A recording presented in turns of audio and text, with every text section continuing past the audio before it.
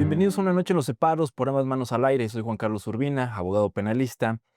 El tema del día de hoy es la audiencia inicial, el mismo que consiste en la primera etapa, por así decirlo, del sistema penal acusatorio. Pero para hablar debidamente de ello y para que nos explique a detalle, hoy contamos con la presencia de la maestra Miriam Huerta Lechuga, quien es jueza de control en el sistema penal acusatorio en el estado de Puebla. Sin embargo, desde hace poco tiempo, maestra está ahorita en funciones, pero en el Consejo de la Judicatura del Estado, ¿no? Maestra, sea bienvenida a este su programa, ¿cómo se encuentra? Muy bien, Juan Carlos, muchas gracias. Bueno, maestra, pues vamos a platicar de este tema, ¿no? Que es la audiencia inicial. A veces resulta un poco complejo para nosotros el poderles explicar a los clientes qué es la audiencia inicial. Y eso porque, bueno, tiene diversas etapas o a veces no se llevan todas las etapas. Pero, ¿cómo podría usted definir de manera explicativa qué es la audiencia inicial? Bueno, la audiencia inicial es un acto procesal en donde se verifica primero, se lleva o se solicita una vez que está integrada una carpeta de investigación por parte del agente del Ministerio Público ante un hecho con apariencia de delito, dependiendo si es en flagrancia, si no es en flagrancia, ante una denuncia. Ante un hecho con apariencia de delito se recaban diversos actos de investigación por parte del agente del Ministerio Público. Una vez que cuenta precisamente con ese sustento demostrativo suficiente a nivel dato de prueba, bueno, se solicita ante el juez de control precisamente la audiencia inicial, ya sea desde la flagrancia o desde el control de detención para verificar la legalidad de esta, o bien en una formulación de imputación cuando no está detenida la persona, en este caso el investigado.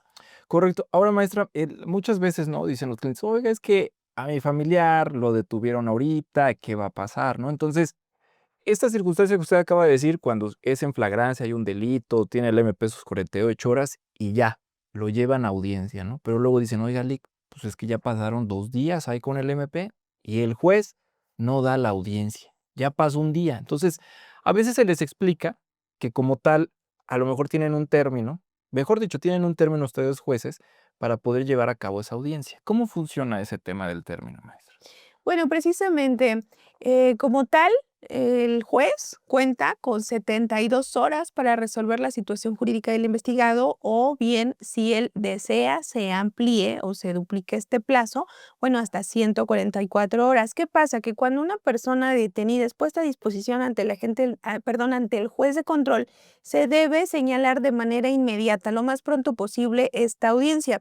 Sin embargo, ¿qué pasa? Que a veces en la práctica aperturamos la audiencia y escuchamos que la defensa necesita recabar actos de investigación, necesita imponerse los registros de la carpeta de investigación para precisamente hacer valer debidamente el principio de contradicción en aras de precisamente salvaguardar de manera puntual estos derechos que le asisten al investigado. Entonces, en ese caso, bueno, se pondera su derecho fundamental, primero de tener acceso a una defensa técnica y adecuada, y que la defensa tenga precisamente esos instrumentos, esas herramientas para hacer válida esa defensa. O en su caso, ese derecho fundamental que prevé la Constitución federal, precisamente de ofrecer y presentar, en este caso, ya sea datos de prueba o incluso medios de prueba también en el periodo o en el término constitucional. Entonces, ahí sí considero se pudiera verificar justificado que no se inicie o no se señale de manera inmediata. Normalmente, bueno, si bien no se establece un término mínimo, o máximo precisamente para el control de la detención, para verificar ese acto, sí tiene que ser lo más pronto posible o de manera inmediata dentro del parámetro de la razonabilidad. Okey, pero lo que nos está diciendo en pocas palabras es que ustedes, como jueces, deben de ponderar y facilitar que tengan herramientas las Exactamente. personas. Entonces, si yo llego: "Oiga, maestra, ve que es que no me acaba de dar ahorita la carpeta, ¿no? Necesito tiempo", ¿no? O sea, ¿qué tiempo, no? A veces creo que han sido horas o dependiendo cada asunto, porque todo asunto es diferente, ¿no? Entonces, maestra, en este tema de lo de la audiencia inicial, y resulta que a veces sí hay controles de detención y otras veces como tal no hay. Pero para empezar, ¿qué es el control de detención? ¿Cómo lo puede definir de una manera, para que todos lo puedan entender? Claro. Bueno, de igual manera es un acto procesal en donde se escucha a la gente del Ministerio Público precisar cuáles son aquellos actos de investigación que realizó, que recabó y que integró a la carpeta de investigación para verificar la legalidad de la detención del investigado. Dependiendo de ello, es que obviamente se va a atender a lo que es el principio de contradicción, se va a escuchar también a la defensa por si tiene algún acto de investigación que a su vez haya recabado para refutar esa información y acreditar o que los hechos no sucedieron o que la detención no sucedió de esa forma o que bien se violentó algún derecho fundamental del investigado al habérsele detenido. Y claro, insisto, cuando es de manera ilegal. Entonces ya una vez escuchadas las partes, el juez es el que resuelve en relación a si hay violación o no vulneración de esos derechos del investigado, en este caso ya del detenido, ya que lo tiene a disposición. ¿En qué consiste? Bueno, creo que ya me brinqué también varias partes. De manera inicial, pues se deben identificar las partes, primeramente. Normalmente, ¿cuáles son las partes? Pues agente del Ministerio Público, la víctima, su asesor jurídico, el imputado y su defensa. En este caso, se debe también verificar que el imputado, de manera específica, en este caso a un investigado, pues cuente con una defensa técnica y adecuada, que se y precisa en primer punto, pues que sea un abogado, que cuente con cédula profesional, que esté además debidamente registrada en la Dirección General de Profesiones, porque eso también se debe corroborar. Porque ya han habido casos, ¿no, maestra? Que llegan y que resulta que el abogado no es abogado, que su Así es, cédula es de un así es. médico veterinario de Suele pasar, suele pasar. Y ahí, ojo, estamos incluso ante otro hecho con apariencia de delito, ¿no? También. correcto. Bueno, en ese supuesto es, ¿sabe qué? Ahí hay un delito, se le quitan, pero en sí se debe de garantizar que sea abogado y en su caso se le daría un término, ¿no? Al imputado para que designe un nuevo abogado o ya Así entraría a la es. Defensoría Pública. Bueno, como jueza, en la práctica considero pertinente, tampoco es que la regla específica es que no se debe dejar en estado de indefensión al investigado, en este caso al detenido. ¿Qué puede ser procedente? Bueno, en caso de que no sea abogado o de que señales que yo quiero específicamente al abogado Juan Pérez y yo tengo aquí a esa persona, el Juan Carlos. Bueno, entonces tenemos que salvaguardar también su voluntad a hacer valer quién es su defensor, quién quiere que sea su defensor, pero desde ese momento yo le nombraría, o yo como jueza le nombro al defensor público.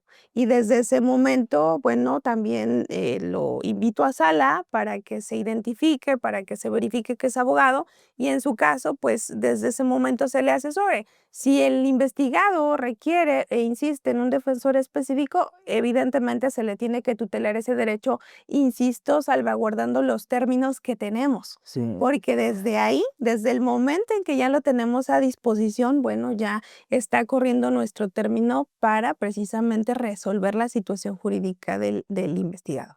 Correcto. Maestra, aquí tocó un tema muy importante que resulta ser que ustedes como jueces verifican que sea abogado, una defensa técnica y adecuada, ¿no? Y ahorita la Corte ha hecho, como dicen, una nueva reflexión.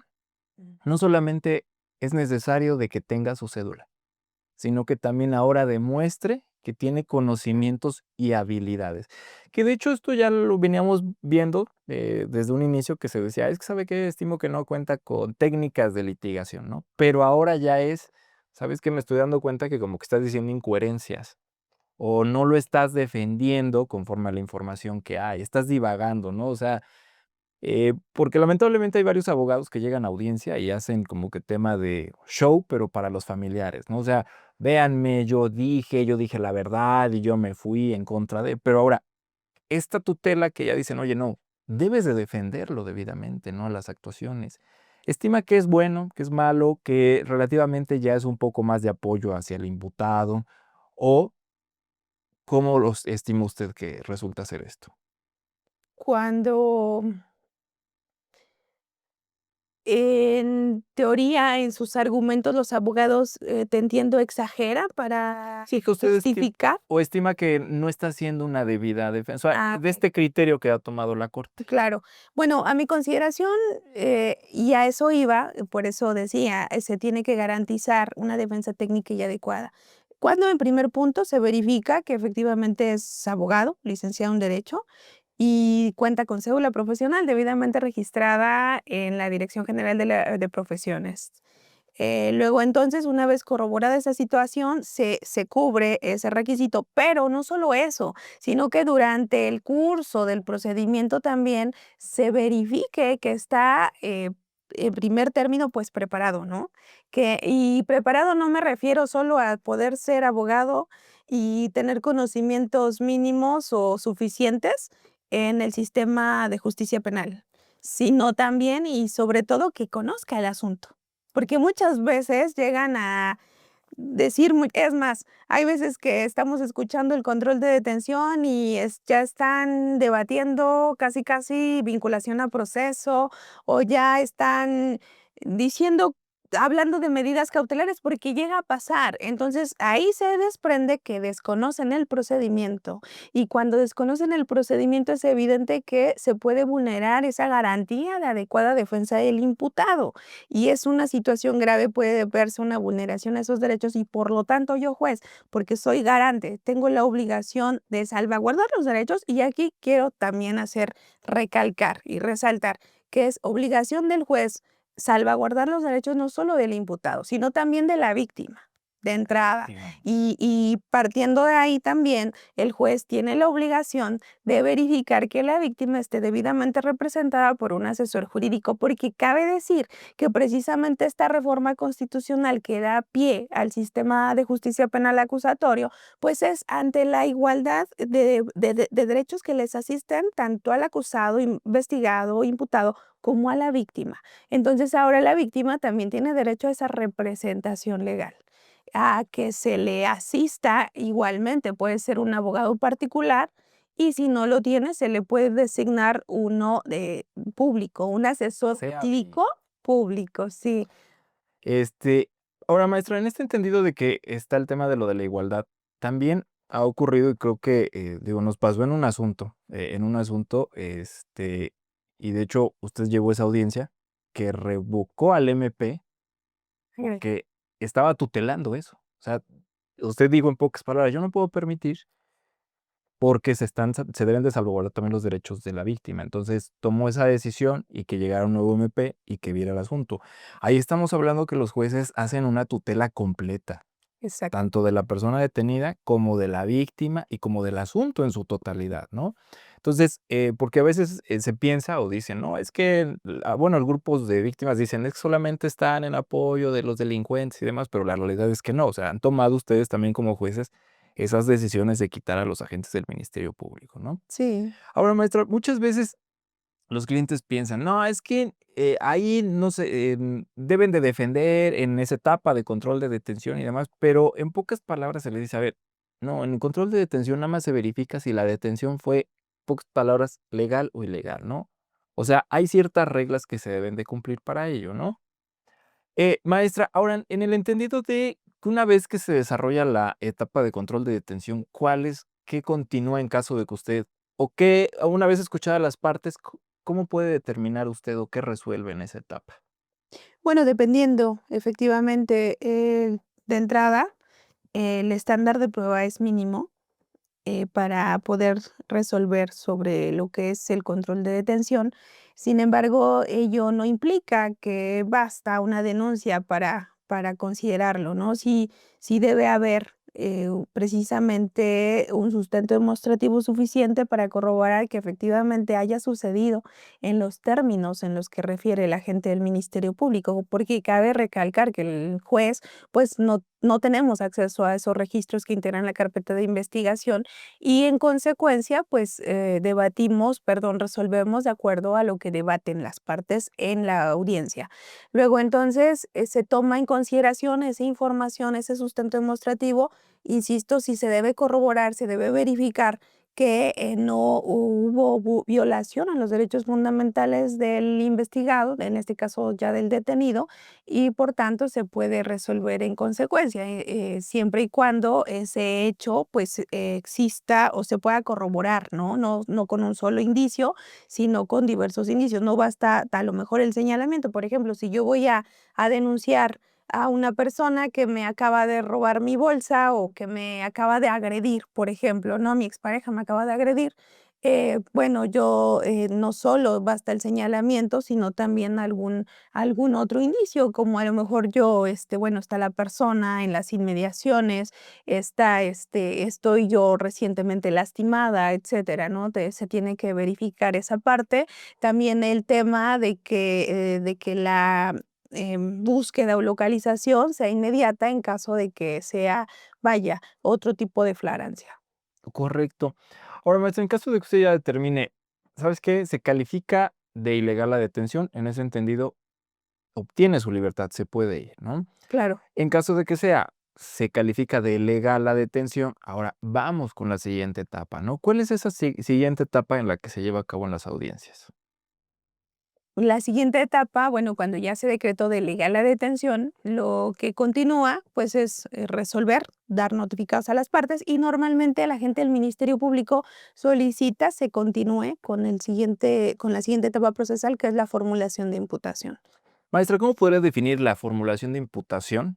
De manera muy simple, porque de hecho el Código Nacional es un poquito técnica, ¿no? Sí, claro. ¿Cómo la podría? Pues es la comunicación que realiza el agente del Ministerio Público directamente al imputado sobre que se le investiga un hecho con apariencia de delito, le comunica las circunstancias de tiempo, modo, lugar en que ocurrió ese hecho de manera específica a él, le hace el conocimiento quien lo acusa o quien lo señala, de manera específica cuál es el delito, la clasificación jurídica por la que se le está imputando y, bueno, precisamente se comunica, incluso se le solicita a la defensa si hay aclaraciones o precisiones que realizar, si tiene alguna duda, si tiene alguna aclaración que solicitar, para que la gente del Ministerio Público se haga cargo. Correcto, porque aquí digo, algunos clientes yo les digo, en pocas palabras, esta es como que, si lo quieren entender así, la historia. Claro. La historia que el MP va a llevar en todo su proceso, en todo el asunto, ¿no?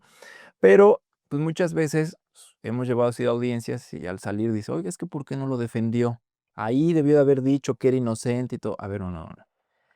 Las reglas del juego establecen que ahí nada más se hace la comunicación, o sea, nos dicen la historia y nosotros podemos solicitar aclaraciones o precisiones, ¿no? Y creo que el ejemplo más claro de cómo solicitar aclaraciones o precisiones, de hecho, no viene ni de un abogado, sino de Javier Duarte cuando fue detenido y que le empieza, Javier Duarte comienza a solicitar las aclaraciones y precisiones, ¿no? Oye, dime qué barco era, dime cuánto dinero me dieron, dime si fue en efectivo o fue, vía transferencia, este, dime, dices que yo llegué en un carro, ¿en qué carro llegué? O sea, pidió tantas aclaraciones y precisiones porque de hecho no existía eso. Entonces dejó muy mal parada la fiscalía. Entonces, digo, es el claro ejemplo de cómo realizar aclaraciones o precisiones, ¿no? Una vez, maestra, que se ha escuchado ya la historia por parte de la fiscalía y la defensa haya solicitado en su momento aclaraciones o precisiones o no las haya solicitado, ¿qué sucede después? Bueno, posteriormente, ya que se verifica si efectivamente hubo aclaraciones o precisiones o no las hay, o bien se realizan, lo que continúa es que en su caso el agente del Ministerio Público, bueno, solicita la oportunidad para solicitar un auto de vinculación a proceso. La famosa vinculación. Maestra, ¿cómo lo puede definir? Bueno, es de una manera muy sencilla. Es el auto en donde se corrobora o también se analiza si existe sustento demostrativo que nos permita determinar si efectivamente se puede acreditar o puede tener por cierto un hecho o de manera probable con apariencia de delito, y así como la probable intervención de quien en su caso lo cometió. Y bueno, para poder verificar si es factible emitir un auto de vinculación a proceso. Aquí, ¿qué actividades son las que realiza la gente del Ministerio Público en esta etapa de vinculación? Porque hemos visto que a veces algunos como que siguen ya sus estilos, ¿no? Pero la realidad es que el código establece una forma en específica cómo la debe de hacer. Antes, bueno, mejor dicho, ahora ya se estila, ¿no? Que ya no repiten el hecho. ¿Usted cómo ve? ¿Que está bien? O mejor dicho, usted explíquenos qué requisitos debe de cumplir el Ministerio Público en la vinculación. Al solicitar el auto de Al vinculación solicitar. al proceso. Bueno, a mi consideración no es necesario repetir el hecho porque y también, bueno, quería tomar esa parte, retomar esa parte en relación al hecho, que es bien importante este acto procesal, el de la formulación de imputación, porque efectivamente el Ministerio Público nos va a decir cuándo, cómo, por qué es lo que sucedió, o sea, cuál es el hecho por el cual se nos investiga. ¿Por qué? ¿Cuál es el hecho por el cual se investiga, en este caso ya al imputado? Y además, este hecho, pues, ya no se puede modificar a lo largo del procedimiento. Es decir, incluso este hecho se va a retomar en el auto de vinculación a proceso y posteriormente en el escrito de acusación, de hecho, también no se puede modificar y en su caso también ya va a ser materia de sentencia o materia de juicio y en su momento de sentencia, ¿no? Van a ser los hechos que se van a tener por probados o no. En este caso, bueno, en el auto de vinculación a proceso, precisamente, pues el agente del Ministerio Público, ¿cuál es la carga? De inicio, a mi consideración, ya no es necesario que se repita si es que no hay oposición por parte de la defensa, del asesor jurídico y hasta en su caso de la víctima.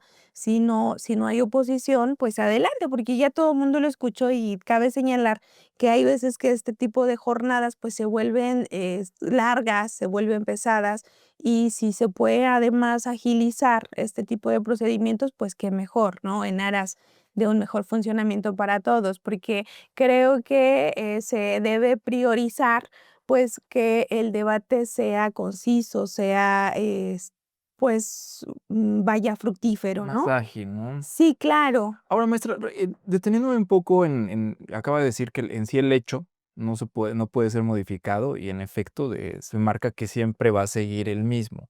Pero hemos visto casos en los cuales, algunos jueces permiten que existan cierto tipo de modificaciones en tema al hecho. Entonces, ya, en un asunto en particular, respecto en un apartado de en qué momento se privó de la libertad, pues lo hicimos de conocimiento en la audiencia intermedia, dijeron que no se había variado, que había ocurrido, o sea, como tal siempre ocurrió esa privación, pero pues ahora sí que ya no te privaron aquí, sino que la privaron de la libertad acá, ¿no? Okey. Entonces, nos fuimos al amparo, estuvimos peleando todo y demás, ¿no? Pero en sí no lo vieron como algo grave, pero en realidad sí es algo grave, porque en pocas palabras se está dejando ya en estado de indefensión, o sea, está cambiando como que la historia, ¿no?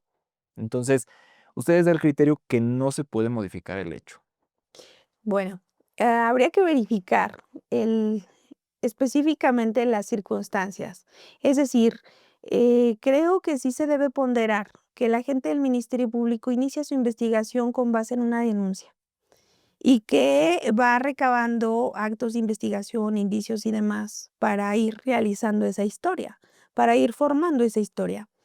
¿Qué pasa si, bueno, a consideración de la voz, qué pasa si incluso estamos hablando a lo mejor de una detención en flagrancia, que entonces tenemos 48 horas, bueno, el agente del Ministerio Público cuenta con 48 horas para integrar esta carpeta de investigación, esta investigación en concreto? Eh, Llegamos a la audiencia inicial y entonces en la audiencia inicial puede haber posibilidad de desahogar prueba, porque vaya, es un derecho que le asiste al imputado. Y si durante ese desahogo se conocen más aspectos, creo yo, que tanto el imputado como la víctima, y ahí volvemos a hablar de igualdad de condiciones, igualdad de derechos, deben tener ese acceso. ¿Cuál es? El derecho a la verdad, que le asiste a ambos. ¿Qué es lo que realmente sucedió? Y que si bien es cierto, lo establece el código, esa circunstancia de que no se puede como tal variar el hecho, que estamos hablando, también dependería de ver de qué hecho, ¿no? Específicamente qué circunstancia. Es decir, si en ningún momento se dijo es que no se le privó de la libertad, sino más bien es que se le privó acá o se le privó allá. Si nos ponemos a suponer, a lo mejor podemos decir que la víctima siempre estuvo vendada de los ojos o estuvo tapada, no sé. Tendríamos que revisar cada asunto en concreto. No todos los asuntos son iguales, al contrario, cada asunto es diferente, en fin. Eh, Habría que ponderar ese tipo de circunstancias para determinar que efectivamente, qué tanto se varió. Es decir, no se puede como tal variar totalmente. No podemos decir: "Ay, es que la causa de la muerte no fue por herida por proyectil de arma de fuego, sino fue por, puñalada o, no sé, herida Aunque eso ya es contundente". Ahí sí estamos variando el hecho, ¿sí me explico? En este caso, bueno, yo no estoy avalando tampoco como tal la resolución, insisto, porque cada asunto amerita ser analizado en concreto, de manera independiente. correcto, maestra.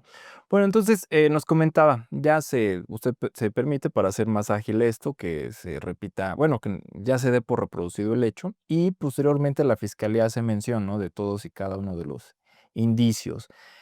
Maestra, aquí ya es la oportunidad que tienen. Obviamente, es un ya trabajo, específico que tiene la fiscalía, ¿no? O sea, hacer mención de que y aquí ya cuál sería la labor por parte de la asesoría jurídica, porque obviamente como también la víctima tiene su defensor, pues tiene derecho a hablar, a opinar, a argumentar por qué sí debe de ser esta persona vinculada, ¿no? Y obviamente la defensa pues tiene que hacer mención de, eh, ¿usted qué ha visto en la práctica que ha ocurrido? Eh, ¿Cómo ha visto que son los diferentes tipos de defensas o argumentos de las víctimas? ¿Qué es lo que nos puede opinar al respecto? Bueno, creo que el papel del asesor jurídico es fundamental, el representante de la víctima, porque, vaya, sin menospreciar, claro, la actividad, la labor que realizan los agentes del Ministerio Público, la carga de trabajo, el exceso de la misma. Hay veces que incluso también la presión y la carga probatoria que de por sí ya tienen, durante las audiencias, creo que es pertinente estar bien atento. O sea, a lo mejor no, eso sí, yo sí condeno el hecho de volver a repetir todo lo que dijo el agente del Ministerio Público. Digo, tampoco es una condena, están en su derecho y no se les puede, de ninguna manera limitar a que no lo hagan. Pero también considero que es desgastante que vuelvan ellos mismos a repetir todo, y digo desgastante para todos, ¿no? Em, pero en este caso sí estar bien atento si es que el Ministerio Público se le pasó alguna situación. Por ejemplo, que en un hecho se le pase la hora al Ministerio Público, ¿no? Es que no haya dicho a qué hora sucedió el hecho. Bueno, entonces yo, asesor jurídico, voy a estar bien atento para ver qué se le pasó al Ministerio Público. Entonces voy a decir, quiero hacer una aclaración, quiero solicitar una aclaración al ministerio. ¿A qué hora fue el hecho? ¿A qué hora fue esa detención que me dice, no? Porque si no me Esa equivoco privación de la libertad, por ejemplo. Porque si no me equivoco, el Código Nacional establece, creo que la defensa podrá hacer aclaraciones o precisiones, pero en tema de igualdad también lo puede hacer el asesor jurídico y hasta la víctima. Es que partimos de ahí. Los principios que rigen el sistema de justicia penal, entre otros, está el de igualdad de las partes, ¿no? Tienen ese derecho a ser, tratados bueno, al tener un trato igual ante la ley. Correcto. Maestro, ¿usted cómo resuelve o determina su resolución de una vinculación a proceso para decir, así te vinculo o no te vinculo? ¿Qué es lo que usted toma en consideración? Pues que exista sustento demostrativo suficiente para acreditar, que probablemente sucedió el hecho, que se acredite la probable intervención de a quien fue imputado. Y en su caso, que efectivamente ese sustento, pues, no esté, de alguna manera, se pueda decretar de nulo, ¿no? O alguna vulneración de igual, bueno, en similares términos, para efecto de corroborar y, claro, analizar que efectivamente se trata de una conducta penalmente relevante, de que se verifica la clasificación jurídica que ha señalado el agente del Ministerio Público, porque, por ejemplo, no podemos decir: "Ay, es que es tentativa de homicidio", pero se tiene que analizar si efectivamente es tentativa, ¿no? Si efectivamente la pérdida de la vida fue por causas ajenas a la voluntad del agente, por ejemplo, ¿cuáles fueron las causas ajenas a la voluntad? O sea, no es lo mismo, realizar una clasificación jurídica por un homicidio en grado de tentativa a unas lesiones calificadas, por ejemplo. Entonces, tienes que realizar ese análisis, bueno, de mi mecánica o mi método normalmente es, analizo qué información tengo, qué, sustento demostrativo efectivamente es válido, esto se me el dicho de la víctima se corrobora con esto, con esto, con esto, dependiendo de aquellos actos de investigación que hayan sido vertidos en la audiencia, que efectivamente se da esa conducta penalmente relevante, se acredita el hecho y también la probable intervención, que sean suficientes para yo poder estar en posibilidad de emitir el auto de vinculación al proceso. Correcto, porque ahora, muchas veces cuando hablamos con los clientes, resulta un poco complejo para ellos el entender que para vincular a una persona se necesita un hecho, ya lo dijo, que la ley se hable como delito y que exista la probabilidad. O sea, ¿De que lo cometió? se necesita poquito, en pocas palabras, ¿no? Y como dicen, ¿qué se necesita? No, pues tantito así. Ya en juicio ya es una valoración Claro. diferente, ¿no? O sea, ya es un grado de pruebas. Pero a veces resulta complejo eso, pero pues sí, la realidad es que para vincular a una persona, pues un juez necesita poquito, ¿no? Pocas palabras. Así es, y precisamente eso deriva del estándar probatorio que se requiere para emitir el auto de vinculación a proceso. Cabe recalcar, y creo que es un tema importante, que ello también deriva en que a partir de que se emite el auto de vinculación a proceso, empieza o inicia la etapa de investigación complementaria, en donde todas las partes tienen esa posibilidad, ese derecho de poder seguir recabando mayores actos de investigación para entonces sí acreditar el hecho, la intervención y demás, y ya por ello cuando llegamos a la etapa de juicio, bueno, ya es el estándar de prueba diferente, ¿no? Correcto. Maestra, ahora en el entendido de que ya usted determina vincular a proceso a una persona, ¿qué es el siguiente paso que realice el agente del Ministerio Público en esta audiencia? Normalmente solicitar, la imposición de medidas cautelares. Ok, maestra, este asunto de temas de las medidas cautelares en la audiencia a veces resulta ser muy complejo porque hemos tenido diversos casos, ¿no? Pero en sí, ¿cuál es la función del agente del Ministerio Público en la etapa de las medidas cautelares? Esto tomado en consideración a lo que marca el Código Nacional y también lo que marca la Constitución Política de los Estados Unidos Mexicanos. Bueno, la gente del Ministerio Público tiene que solicitar la imposición de las medidas cautelares. Cabe resaltar que se encuentran, bueno, la prisión preventiva oficiosa, la justificada y diverso catálogo de medidas que se encuentran previstos en el artículo 155 del Código Nacional de Procedimientos Penales. La gente del Ministerio Público tiene la obligación de solicitarlas y justificarlas también, para que se verifique la idoneidad, la necesidad y la proporcionalidad de la imposición de estas medidas. Tiene la carga probatoria de la gente del Ministerio Público. Cabe señalar que únicamente en tratándose de delitos que ameritan prisión preventiva oficiosa es el juez quien también puede imponerla. Correcto, porque en sí la Constitución dice, a ver, en estos delitos sí o sí les debes de poner prisión. Ahorita el debate que ya se está dando mucho a nivel de amparos y demás es que aún así se tiene que dar como que un debate o un sustento, o sea, está pasando esto, esto y esto, pero aún así es oficiosa, pero que ya dé argumentos. O sea, esto no significa que si no ha dado argumentos suficientes no se va a poner la oficiosa, ¿no? Ahora, ¿qué resultaría, maestra, si el agente del Ministerio Público, digo, ya nos pasó eso a nosotros en un asunto, que se le olvida pedir medidas cautelares?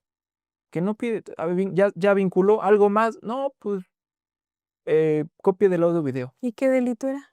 Era robo a casa habitación, pero como tal no lo dijo así el tipo penal, Ah. dijo que era robo y lo manejó también como lesiones. No daño en propiedad ajena, pero pues nunca dijo que había sido con armas de fuego. Mm. Entonces, de hecho, aquí nuestra tarea fue que en aclaraciones o precisiones nunca dijo qué arma llevaba. Entonces, aquí se le olvida al MP pedir las medidas cautelares y la jueza dice, ¿sabes qué? Yo no puedo imponer una medida cautelar porque tu MP no me la pediste. Y de toda la información que me dijiste no se desprende un delito que sea de prisión preventiva oficiosa. Entonces, muchas veces esto no lo entienden ni los familiares a veces de los imputados, ni tampoco el tema de las víctimas. Pero ¿cómo nos podría explicar este tema, maestra? Este tema tan complejo de las medidas cautelares que luego resulta ser. Bueno, de entrada, el agente del Ministerio Público totalmente tiene la carga procesal de solicitar la imposición de medidas cautelares y, como decía, no solo de solicitarlas, sino también de justificar su necesidad, su idoneidad y su proporcionalidad. En tratándose de medidas cautelares como la prisión preventiva justificada o bien de diversas que están establecidas en el Código Nacional, en el artículo 155 de este, pues si al juez no le es solicitada la imposición de estas medidas, no puede imponer por sí solo, no puede rebasar esa pretensión del agente del Ministerio Público. ¿Qué pasa si el juez rebasa? Básicamente, está, invadiendo, está violentando los derechos del imputado. Y estamos hablando que en sí también estaría cometiendo un delito, ¿no? Está tomando, facultades que no le corresponden, está yendo más allá de la ley. Ahora, maestra, ¿qué resultaría que llega un caso, es un asunto, y el agente del Ministerio Público, pese a que no sea de prisión preventiva oficiosa, no pide la prisión preventiva justificada? O sea, no la pidió, y él pidió medidas cautelares diferentes. Pero, ¿qué resulta si la víctima estima que sí debe de estar en prisión? O sea, eso a veces, resulta ser complejo y que lo entiendan, ¿no? Las Así personas. es. La ley establece totalmente que el único facultado, el único ente facultado para solicitar la imposición de la medida cautelar de prisión preventiva justificada, lo es el agente del Ministerio Público. Porque, bueno, lamentablemente lo hemos visto, ¿no? En muchos casos que los medios de comunicación dicen: "Es que el juez lo dejó en libertad, es que el juez esto, es que lo", pero ya cuando realmente ves el asunto, pues, oye, es que el MP no pidió prisión. O Así sea, es. no la pidió y el juez no podía imponer algo más, ¿no? Entonces, a veces, bueno, no se entiende esa circunstancia, ¿no? De realmente qué fue lo que ocurrió. Maestra, después de que usted determina, la imposición de alguna medida cautelar, ¿qué es esa otra solicitud que realiza el agente del Ministerio Público? Posteriormente sigue, debatir sobre el plazo de cierre de investigación complementaria, la que señalábamos, para, verificar puede partir hasta 6 meses máximo, dependiendo de la penalidad del delito, ya para iniciar lo que es la audiencia intermedia. Y bueno, me refiero a que para terminar ya la audiencia inicial, pues, se verifica lo que es el plazo de investigación complementaria. Porque digo, en este, tema es importante decir, ¿no? Que ese plazo es para todos, ¿no? O sea, para que hagan sus actos de investigación. Porque luego dice el MP: "Es que necesito esto, esto, esto, esto, y pido 3 meses", ¿no? Y algunos defensores: "No, no, yo pido que sea un mes, 15 días. No, ya hay que acabar con". No, a ver, espérate, o sea, Sí, sí, sí. en este trato de igualdad y el derecho a la verdad, tienen que hacer actos de investigación, y a la víctima, ¿qué le tienen que hacer? ¿Qué victimología? ¿Qué algunas otras circunstancias, no? Claro. Pero aquí, dejar claro que pese a que se establezca un plazo, el mismo se puede ampliar. Esto es así, sin exceder lo que marcan esto. Eh, ¿Usted de qué criterio es en el tema de en una audiencia, en el plazo de cierre de investigación? O sea, ir a los mayores términos, suponiendo que están pidiendo las partes, ¿o cómo determina usted qué tiempo imponer? Yo considero que hay que partir de un derecho fundamental que le asiste al acusado, y creo que a las partes en general, que es que todos tienen derecho a ser juzgados hasta dentro del término de un año, como máximo término, ¿no? Eh, luego, entonces, si estamos hablando de que vaya, todos tienen derecho a una justicia pronta, tendríamos que verificar, cualquier plazo que se conceda debe estar justificado. Es decir, si yo quiero una inspección, no voy a pedir los 6 meses. Debe ser igualmente proporcional a mi consideración. Eh, quiero agotar o recabar diversos actos de investigación, como dice dictámenes y demás, bueno, ahí sí, a lo mejor voy a requerir más tiempo y entonces está justificado, pero con base en lo que pidan las partes. A lo mejor no hay debate y a lo mejor ambas partes piden 4 meses o a lo mejor ambas partes piden 6 meses, vaya, el juez dudo que ¿Qué? se oponga o que resuelva una cosa distinta, ¿no? Si es que no hay debate. Ya cuando hay debate, pues sí tiene que verificarse que esté justificado y demás. Correcto. Maestra, para ir cerrando este tema de la audiencia inicial, usted a su consideración, ¿cómo ha visto que ha evolucionado el tema de los conocimientos de las partes en las audiencias, de un inicio, ahorita cómo estamos? Y, bueno, ¿qué ve en ese tema, no? Pues, yo considero que vamos evolucionando bastante bien, que de hecho, sí, cada vez es, bueno, en mi caso, pues, prefiero que me toque con abogados que conozcan precisamente sobre el procedimiento y que conozcan bien su asunto, que porque las audiencias se vuelven ágiles, porque además, uno como juez no está violentando también o está salvaguardando debidamente el derecho de las partes en general, que efectivamente en su caso, pues, no se va a reponer el procedimiento por esa vulneración, ¿no? Son cosas que los jueces, pues, debemos cuidar en ese aspecto, específicamente que estén en igualdad de condiciones, que esté debidamente asistidas las partes y demás. Creo que sí ha evolucionado bastante, no obstante, de repente sí, honestamente sí me ha tocado, verificar como lo indicó, bueno, que a lo mejor el defensor carece de conocimientos. Y esos conocimientos sobre las estrategias que me decía de litigación, sí, básicamente, yo considero que estas se advierten cuando lo que comentábamos, ¿no? Estábamos debatiendo control de detención y ya me estás hablando a lo mejor de otra etapa procesal o de algunos, conceptos que nada tienen que ver con el asunto, cuestiones así, ay sí, de hecho tienes la obligación de prevenir, oye, te prevengo, yo estoy advirtiendo una deficiencia sistemática en tus conocimientos del sistema de justicia, ¿no? Te prevengo y bueno, reincides y reincides, le haces del conocimiento al imputado, disculpe su abogado, Y yo advierto, sí, entonces yo le exhorto, ¿no? O sea, de hecho, lo relevo del cargo, desde este momento le designo un defensor público, y además te doy dependiendo de lo que hablábamos de los términos, dependiendo del tipo de audiencia, si ya es una audiencia durante el procedimiento, a lo mejor sí el código marca 3 días, pero si estamos en un control de detención, no le puedo dar 3 días y yo tengo 72 horas para resolver la situación jurídica, entonces ya le voy a tener que dar unas horas razonablemente o un término razonable para que me pueda designar, y en caso de que no me designe, yo ya desde ese momento le estoy asistiendo del defensor público, que cabe decir que, bueno, tienen también la disposición, ¿no? correcto, y también que a todas aquellas personas que sean víctimas o tengan un familiar detenido, pues que también pueden acudir a casa de justicia a ver las audiencias, ¿no? También para ir viendo Ah, esta sí, claro. mecánica. Pues, maestra, agradezco mucho su presencia. Digo, ahorita vamos a grabar otro videíto más con usted, pero, agradezco mucho esta explicación. Sabemos que el tiempo es muy corto como para poder abordar todas y cada una de estas etapas, pero, Claro. próximamente también la vamos a tener para ir desarrollando, ir más a fondo a cada una de ellas.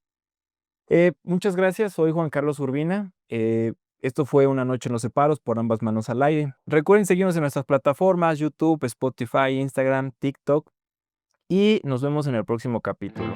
Gracias.